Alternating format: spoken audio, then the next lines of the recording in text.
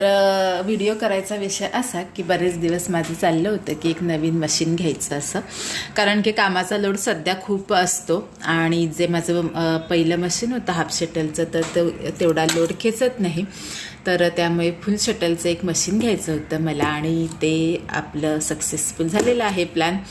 तर फायनली मी हे एक मशीन घेतलेली आहे फुल शटलची, सिंगरचं. खूप छान आहे. कालच त्याचं उद्घाटन केलं आहे, काल दत्त जयंती होती.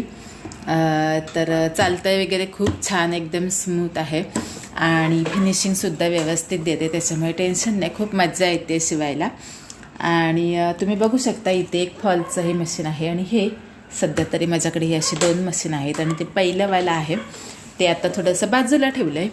आणि तुम्ही बघू शकता त्याच्यामुळे हा इथला सेटअपसुद्धा हलवलेला आहे, कारण की ह्या मशीनची साईज थोडीशी मोठी आहे, तर त्यामुळे ते बसत नव्हतं तिथे.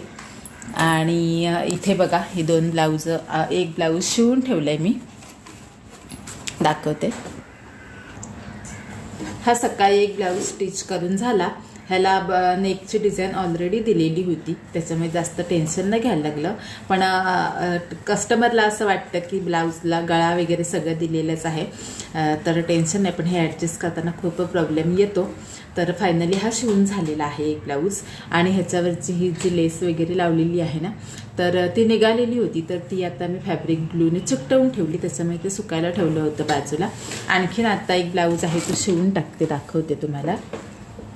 त्याचासुद्धा गळा दिलेलाच आहे, हा बघा. आणि त्याच्या हाताला सुद्धा थोडीफार डिझाईन आहे. तर तो आता माझा होईल. आता वाजलेले आहेत 4:30, आता मी झोपलेला आहे.